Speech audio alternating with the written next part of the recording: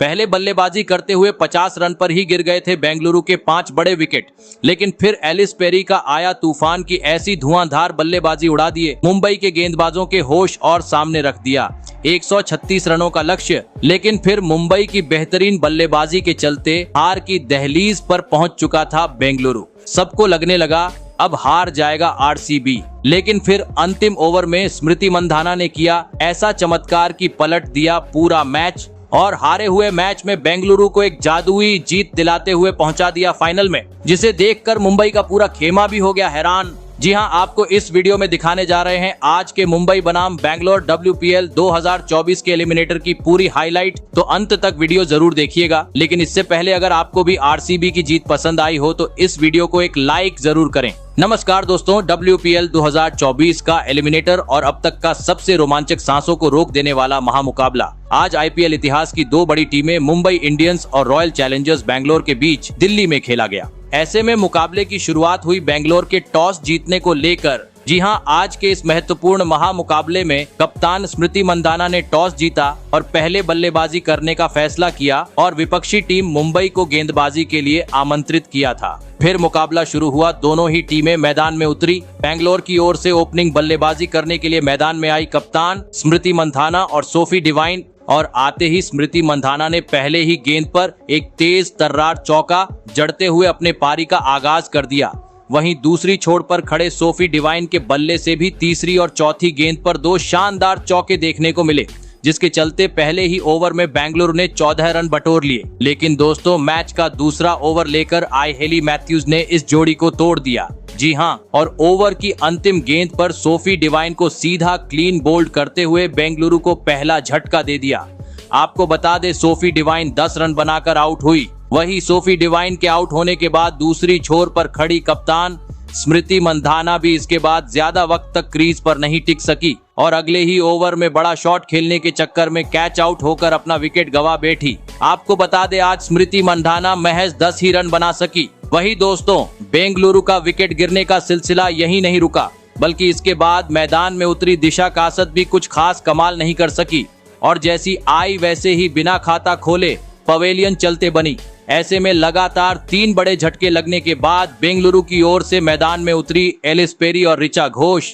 दोस्तों, इस एलिमिनेटर मुकाबले में मुंबई के सामने बड़ा लक्ष्य खड़ा करना था, तो मैदान में खड़े इन दोनों ही बल्लेबाजों को अब सूझबूझ के साथ बल्लेबाजी करते हुए स्कोर को आगे बढ़ाने की जिम्मेदारी थी और ऐसा ही कुछ दोनों ही खिलाड़ियों से देखने को भी मिला। जी हां, एक छोर से ऋचा घोष तो दूसरी छोर से एलिस पेरी ने मुंबई के गेंदबाजों का काफी बेहतरीन सामना किया और एक बार फिर बेंगलुरु का स्कोर बोर्ड आगे बढ़ाना शुरू कर दिया। और इसी बीच मैच का 8वां ओवर बेंगलुरु के लिए काफी बेहतरीन साबित हुआ, जहां पर ऋचा घोष ने एक आसमानी छक्का तो एलिस पेरी ने एक तेज तर्रार चौका जड़ते हुए इस ओवर में 14 रन बटोर डाले। लेकिन दोस्तों, मैच के 10वें ओवर में ऋचा घोष गलती कर बैठी और पहली ही गेंद पर आसमानी छक्का जड़ने के चक्कर में कैच आउट होते हुए अपना महत्वपूर्ण विकेट गंवा बैठी। आपको बता दें, ऋचा घोष 14 रन बनाकर आउट हुई। फिर एलिस पेरी का साथ देने मैदान में उतरी सोफिया मोलिनेक्स। दोस्तों, 50 रन के भीतर ही 4 बड़े विकेट गंवाने का दबाव बेंगलुरु पर साफ दिखाई दे रहा था, क्योंकि काफी धीमी गति से रन दोनों ही बल्लेबाजों से देखने को मिल रहे थे। लेकिन दोस्तों, इसी बीच मैच के 13वें ओवर में एलिस पेरी ने अपने हाथ खोले और एक गगनचुंबी छक्का जड़ दिया। वहीं दूसरी छोर पर खड़ी सोफिया मोलिनेक्स भी एलिस पेरी का काफी बेहतरीन साथ निभा रही थी। लेकिन तभी मैच का 14वां ओवर लेकर आए पूजा वस्त्राकर ने सोफिया मोलिनेक्स का पत्ता साफ कर दिया। जी हां, और ओवर की अंतिम गेंद पर सोफिया मोलिनेक्स को सीधा क्लीन बोल्ड करते हुए बेंगलुरु को 5वां झटका दे दिया। आपको बता दें, सोफिया मोलिनेक्स 11 रन बनाकर आउट हुई। ऐसे में दोस्तों, अब अंतिम 4 ओवर का खेल बाकी था। मुंबई के सामने सम्मानजनक लक्ष्य खड़ा करना था, तो अब ताबड़तोड़ बल्लेबाजी करते हुए तेज गति से रन बनाने की जरूरत थी और ऐसा ही कुछ 16वें ओवर से देखने को भी मिला। जी हां, पहले एलिस पेरी ने 16वां ओवर बुरी तरह फोड़ डाला और इस ओवर में 2 चौकों की मदद से टीम को 100 रन के पार पहुंचाते हुए अपना धमाकेदार 50 जड़ दिया।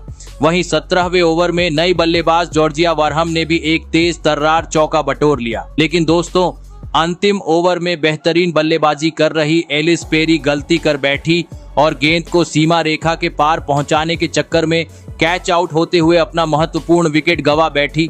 आपको बता दे एलिस पेरी 66 रन बनाकर आउट हुई। लेकिन दोस्तों दूसरी छोर पर खड़ी जॉर्जिया वारहम ने एक छोर से अपनी बेहतरीन बल्लेबाजी जारी रखी और अंतिम गेंद पर एक आसमानी छक्का जड़ते हुए बेंगलुरु को 135 रनों तक पहुंचा दिया और यह एलिमिनेटर मुकाबला जीतने के लिए मुंबई के सामने 136 रनों का एक विशाल लक्ष्य रख दिया। ऐसे में दोस्तों अगर बात की जाए बल्लेबाजी की तो इस एलिमिनेटर मुकाबले में बेंगलुरु की ओर से सबसे अधिक 66 रन की पारी एलिस पेरी ने खेली। ऐसे में इसके बाद बेंगलुरु से मिले हुए 136 रनों के लक्ष्य का पीछा करने मुंबई की ओर से हेली मैथ्यूज के साथ यस्तिका भाटिया ओपनिंग बल्लेबाजी करने के लिए मैदान में उतरी और आते ही पहले ही ओवर में यस्तिका भाटिया ने एक शानदार चौका जड़ते हुए अपने पारी का आगाज कर दिया। वही मैच के तीसरे ओवर में हेली मैथ्यूज अपने हाथ खोलती हुई नजर आई, जहां पर उन्होंने 2 चौकों की मदद से 8 रन बटोर लिए। लेकिन दोस्तों मैच का चौथा ओवर लेकर आए श्रेयंका पाटिल ने इस जोड़ी को तोड़ दिया। जी हां, और ओवर की चौथी गेंद पर हेली मैथ्यूज को बाउंड्री पर कैच आउट करवाते हुए मुंबई को पहला झटका दे दिया। आपको बता दे हेली मैथ्यूज 15 रन बनाकर आउट हुई। फिर 3 नंबर पर मुंबई की ओर से मैदान में उतरी नताली स्कीवर। यहां से इन दोनों ही बल्लेबाजों ने बेंगलुरु के गेंदबाजों के खिलाफ अपना शानदार खेल दिखाया और पावर प्ले का 6 ओवर का खेल खत्म होने तक स्कोर बोर्ड पर 37 रन लगा दिए। दोस्तों बेंगलुरु को मुकाबले में वापसी करनी थी तो किसी भी हाल में मुंबई के विकेट झटकने जरूरी थे और दोस्तों आखिरकार यह काम करके दिखाया। मैच का 8वां ओवर लेकर आए एलिस पेरी ने, जिन्होंने ओवर की अंतिम गेंद पर यस्तिका भाटिया को सीधा क्लीन बोल्ड करते हुए मुंबई को दूसरा झटका दे दिया। आपको बता दें यस्तिका भाटिया 19 रन बनाकर आउट हुई। वहीं दूसरी छोर पर खड़ी उनकी साथ ही बल्लेबाज नताली स्कीवर भी इसके बाद ज्यादा वक्त तक क्रीज पर नहीं टिक सकी और मैच के 11वें ओवर में 2 चौके जड़ने के बाद सीधा क्लीन बोल्ड होते हुए अपना कीमती विकेट गंवा बैठी। आपको बता दें जॉर्जिया वारहम ने उन्हें 23 रन पर पवेलियन का रास्ता दिखाया। ऐसे में 2 बड़े झटके लगने के बाद अब मुंबई की ओर से मैदान में उतरी कप्तान हरमनप्रीत कौर और एमेलिया कर। लेकिन दोस्तों इसके बाद अचानक से मुंबई का स्कोर काफी धीमा हो गया। हर ओवर से 3 से 4 ही रन देखने को मिल रहे थे, जिस कारण स्थिति ऐसी हो गई कि अब अंतिम 5 ओवर में मुंबई को अब जीत के लिए 43 रनों की जरूरत थी। और इसी बीच मैच का 16वां ओवर मुंबई के लिए काफी बेहतरीन साबित हुआ, जहां पर हरमनप्रीत ने 2 चौके जड़ दिए।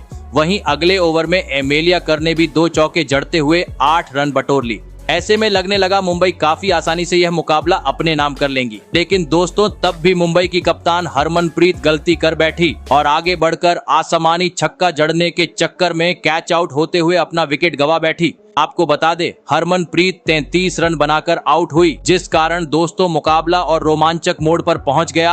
अब अंतिम 12 गेंद पर मुंबई को जीत के लिए 16 रनों की जरूरत थी। लेकिन दोस्तों 19वें ओवर में सोफिया मोलिनेक्स 4 ही रन दिए और साथ ही नई बल्लेबाज सजीवन सजाना का भी विकेट झटक लिया। ऐसे में दोस्तों अब अंतिम 6 गेंद पर मुंबई को जीत के लिए 12 रनों की जरूरत थी।